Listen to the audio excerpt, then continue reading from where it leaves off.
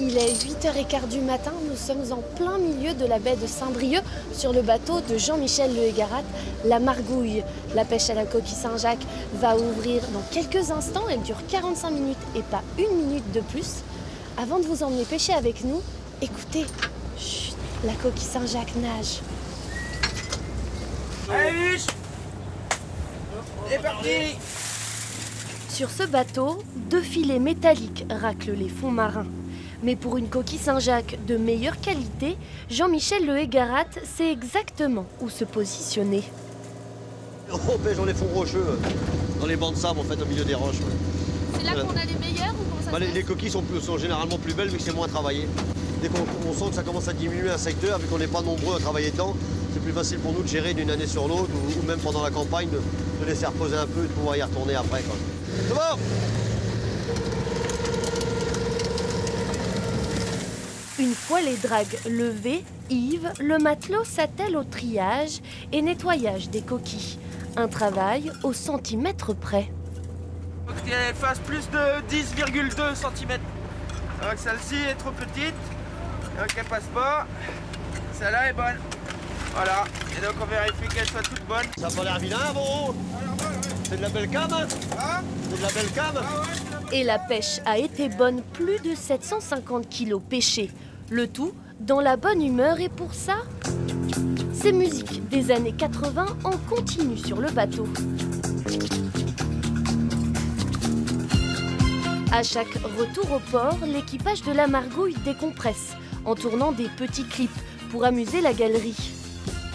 Mais trêve de plaisanterie, il est l'heure de livrer.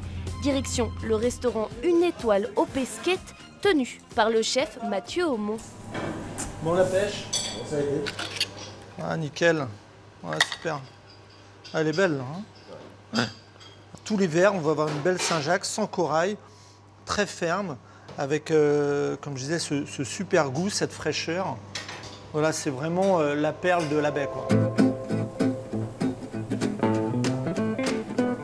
Bonjour Mathieu Aumont. Bonjour. Vous allez bien? Très bien. Merci de nous accepter dans vos cuisines. Bon, bah, vous êtes les bienvenus. Bon alors, on a pêché la coquille ce matin. Comment on va la cuisiner maintenant? On va aller sur une petite recette avec un chou ancien, en fait, mais qu'on revoit beaucoup, qu'on appelle le chou cal.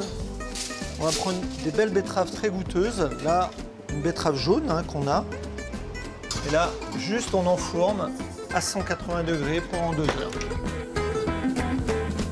Donc en fait, il faut tout le temps que votre poêle soit très chaude pour bien les saisir rapidement, qu'on forme cette petite croûte sur le dessus qui va donner ce petit côté caramélisé à la Saint-Jacques.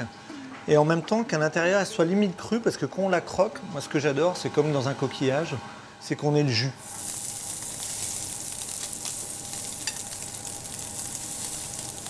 Je vous fais goûter? Allez, c'est parti.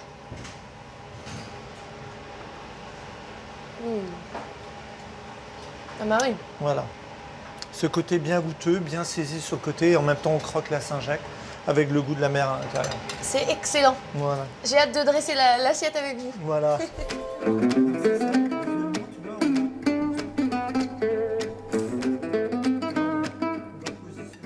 Et donc là on dépose, tu vois, toutes nos petites herbes, notre petit cresson, la petite chrysanthème.